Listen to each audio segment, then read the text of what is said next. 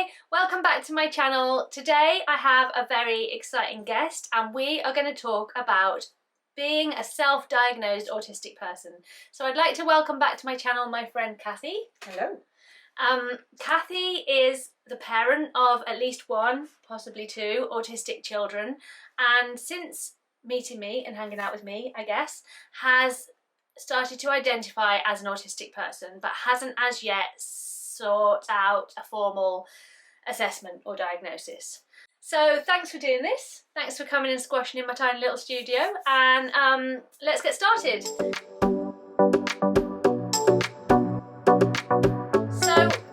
can you remember like when and also why you started to think that you might be autistic? I mean, it's the classic, your child gets diagnosed and then you start to identify as you read more and more about it. Oh, hold on, I do this, or, you know, my husband does that, and oh gosh, yes, I can relate to that. But I was dyslexic, and so that was my thing.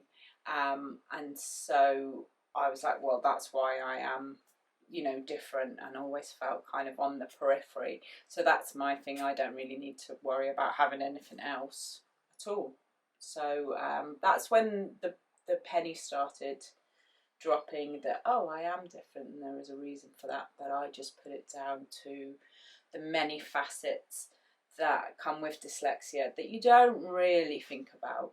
I think once you'd kind of realise that you are neurodivergent, so like we're all kind of in the same club there, in that it means that your brain works differently, and you've like processed that, it maybe makes you feel a little bit more open to other possibilities, especially since you have an autistic child. Yeah, absolutely, yeah, but I never really, I kind of always put the autism over to on my husband's side more, because my experience of it is the stereotypical, it was a boy and he doesn't communicate very well, and my son ticked all the boxes and my husband ticks a majority of the boxes, so I just kind of put it on a male. That was my introduction to it. I've got dyslexia, he's got autism, that's why we've got an autistic child. But then you met me. I did. And your life got so much better. And we met through a autism parenting thing, activity for the children.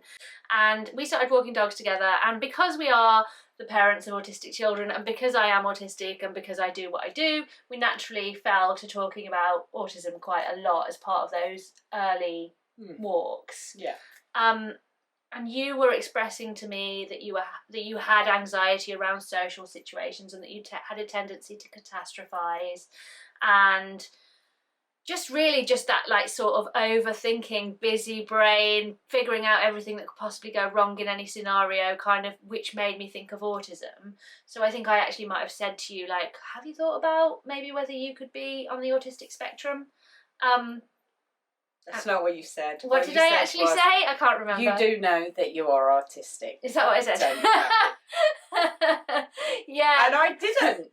No, well, I mean, I'm not a professional. I'm not in a position to diagnose people. But if I know someone quite well and we're friends, I'm more likely to be quite candid like that. Yeah, it wasn't straight off. You know, we'd spend quite a bit of time together, and it was, we had lots in common, didn't we? And we were just clicked. Yeah. In that great way that you do, but there were so many similarities in our way of thinking and approaching the world, that it was like, oh yeah, I mean, we can't be that similar and you have a diagnosis, I mean, not have a diagnosis.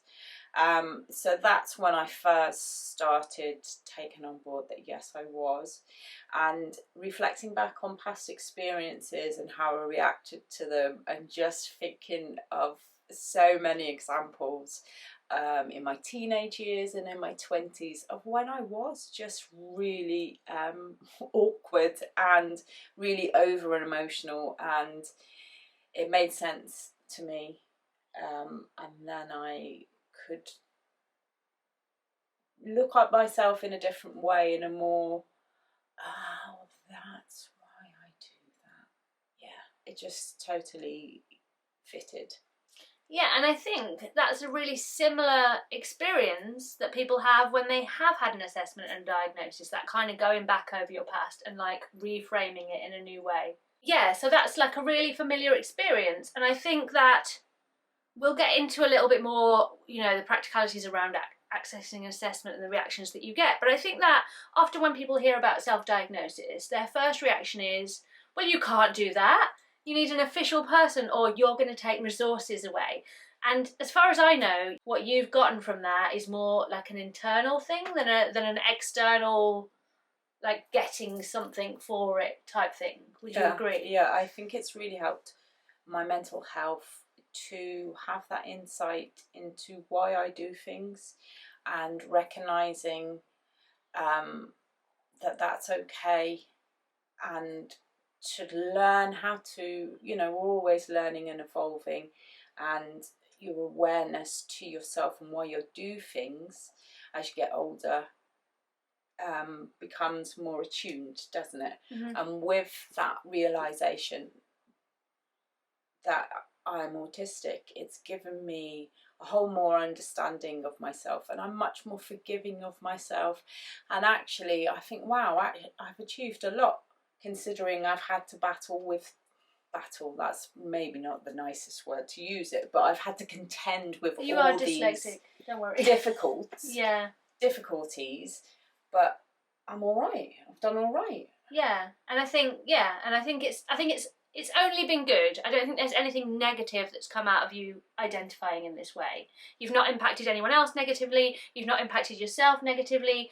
So from my perspective there, I'm like, okay, so someone that I, know and love has identified something about themselves that has made them feel better, helped them to cope, and not impacted anything in a negative way. Can someone tell me why this is a problem? Exactly, and it helps me empathise with people around me, empathise with you, empathise with the people I met that are maybe will one day recognise that they have autism, just to be more attuned and understanding. And that's, I can't, like you say, there's no negatives with that. And I think that's really lovely and interesting what you've just said, that it's actually enabled you to look at other people around you and be more curious about why they are the way they are and what might be going on for them.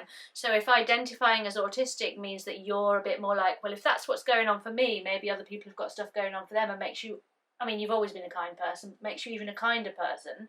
Again, that's a really positive thing, isn't it? Absolutely, yeah. So I think it's impacted very positively on my life. Yeah, that's ace. I think that's really ace. So I was going to ask, my next question, and the obvious question I guess would be, so why haven't you, and do you plan in the future to actually go and kind of have the assessment and see if you would get the official diagnosis? I don't think I would get an official diagnosis. I think I'm too successful, is how they would class it. Mm-hmm. Or they'd just mark me 1 point off. Because over the years you learn to cope, strategies, you mask, and now I have that understanding of myself. I don't need anything else. I work successfully, I manage everything else. I mean, I make mistakes, we all make mistakes, I'm only human, but there are so many different things to take into consideration that I think you could see as a child. If you went back in time and did it as a child, then yes, that would have given me huge difference to my life. Mm-hmm. But at this point, it would just be a piece of paper, wouldn't it? Well, I think that's a really great example of, so I would say we are both autistic, we are of a very similar age, and we are at very similar stages in our lives. Our children are basically the same age. And I visibly struggle and need to access support, and am more, I would say in some ways, more noticeably autistic. Not when you meet me, but when you know me and you see the way that my life goes.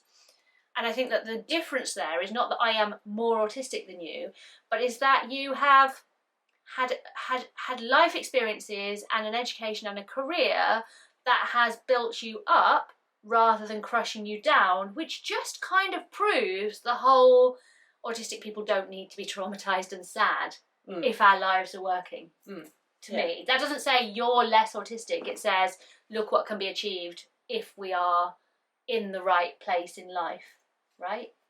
Absolutely. I think getting that dyslexia diagnosis was at the age of 21 was a huge realization, because obviously I struggled so much from school and thought I was really stupid, and the realization that I wasn't stupid, that I was just made differently. I still had that understanding through the most important years of my life, Right.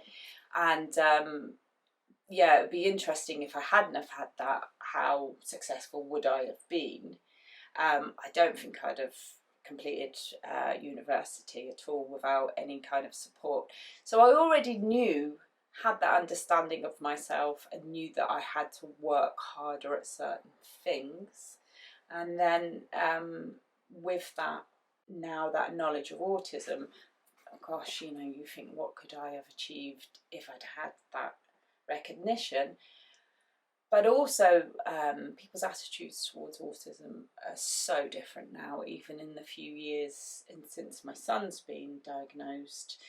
I don't know if it would have benefited me back then anyway, or whether it would have actually been sort of a negative, especially since Cathie is a nurse, and yeah, nursing naturally involves a lot of social dynamics, right? Yeah, huge. And how, if you'd been an openly autistic person in the 90s, late 90s we'd have been talking about, I guess, right?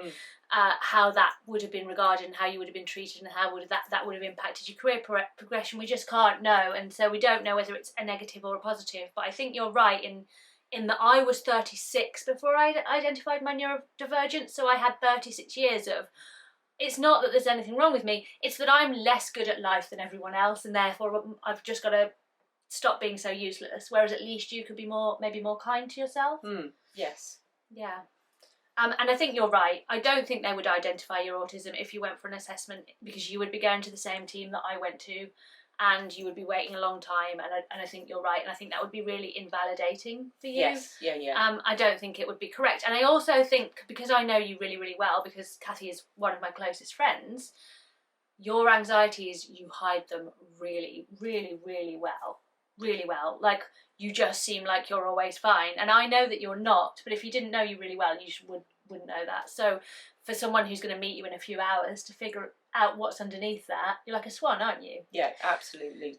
I've got too many layers that I've grown over time. You couldn't chip those away in a couple of hours, could you? No, I don't think so. So yeah, I think that's valid, and I think that's why, yes, in an ideal world, everyone would be able to get a thorough autism assessment that was accurate and useful, but unfortunately that just isn't the case, and that's why we really mustn't be what's the word where you stop someone from coming in? Guarding? You're asking me. Standing guard. I'm asking the dyslexic.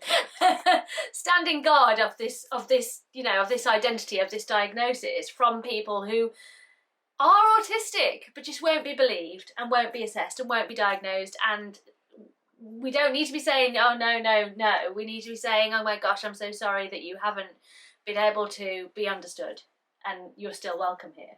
That's my feeling anyway. Yeah, there's not a limit to the number of people that are allowed to be autistic. It's not like a VIP list, and when it's full, right? Yeah. And there are so many people, I think, that are in my position where they identify with many traits of autism, and having that self-understanding and insight into yourself is just priceless. Okay, so I think it's actually really brave of you to go on. We have, Cathie's spoken about this in the sort of Purple People videos, but not hugely on the main channel. And obviously this puts you in front of a lot of people. And so my concern, in terms of as your friend, is this going to negatively impact you? But prior to this, having been reasonably open about the fact that you identify as autistic, have you had any negative reactions to the fact that it's a self-diagnosed thing? Not, I mean, when I have said to people that I relate very strongly with being autistic, one friend says, oh no, you're not, you can't possibly be. And I felt a little bit belittled by that, because it was like, well, I have enough information. It's not something I'm just going to jump on the bandwagon for.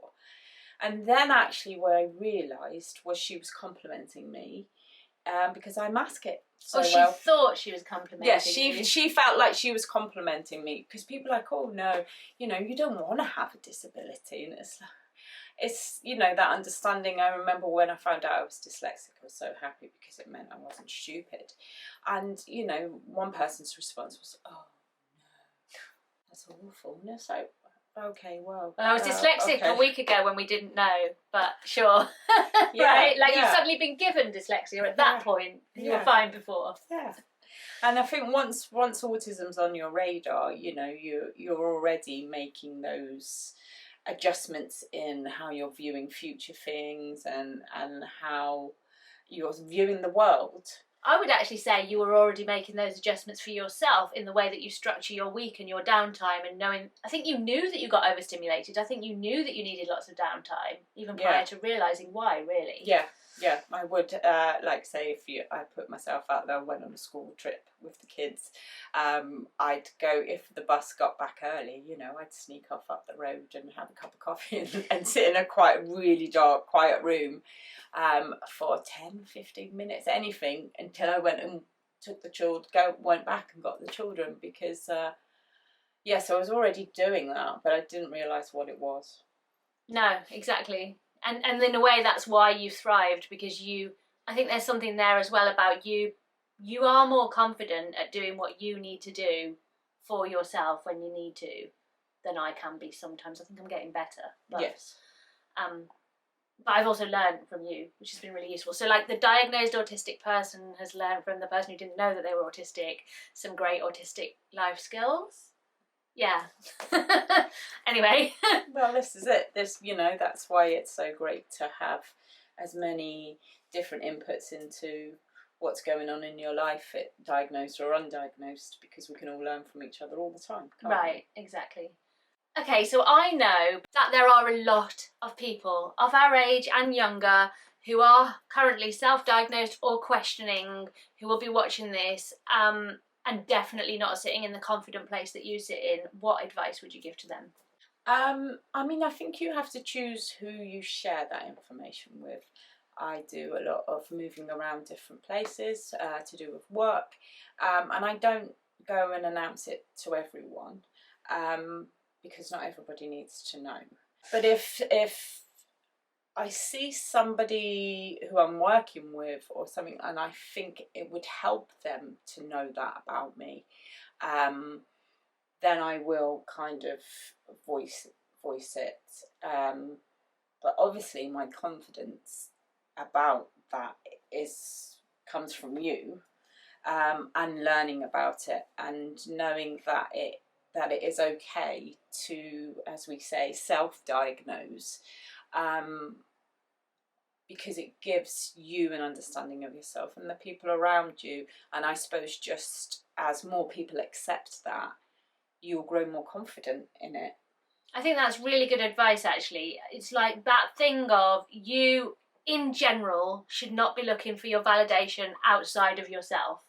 So know that you're not necessarily going to get it from everyone, and just like hold in yourself that you know this is right for you. Yeah. Right. And you know that makes you stronger in yourself. And actually the only person that can really truly know yourself and make yourself happy is you. Mm-hmm. So if you've come to terms with it and you share it with the people who love you, and they start to recognise it, then I think your confidence with it will grow.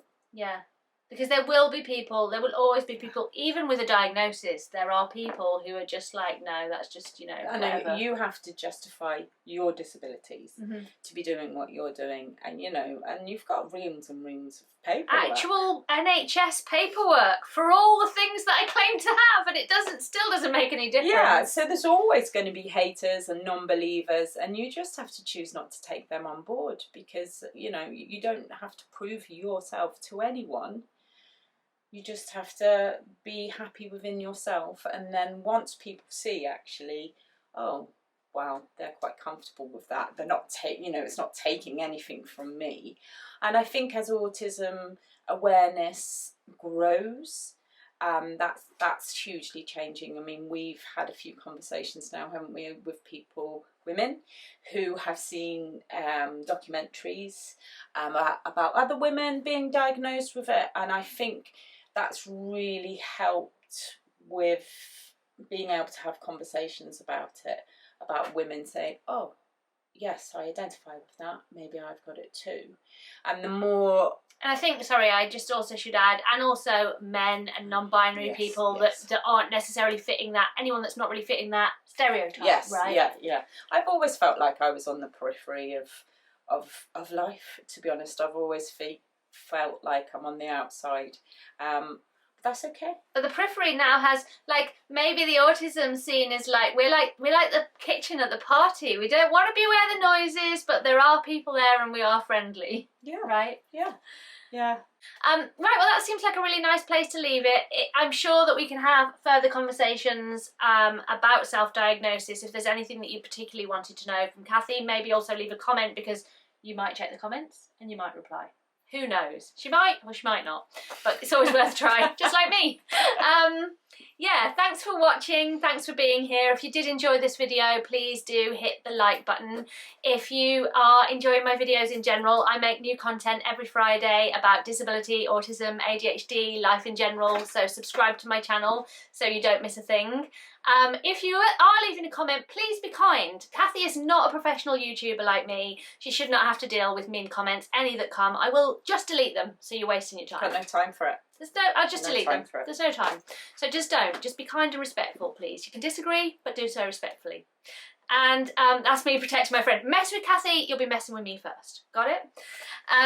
Yeah, so I will be back next week with more content. If you'd like to support me more, click the link tree to look at all the ways that you can do that. I'm enjoying this. I just want to carry on talking to see what you're going to come up with. Thanks for watching. See you next time. Goodbye.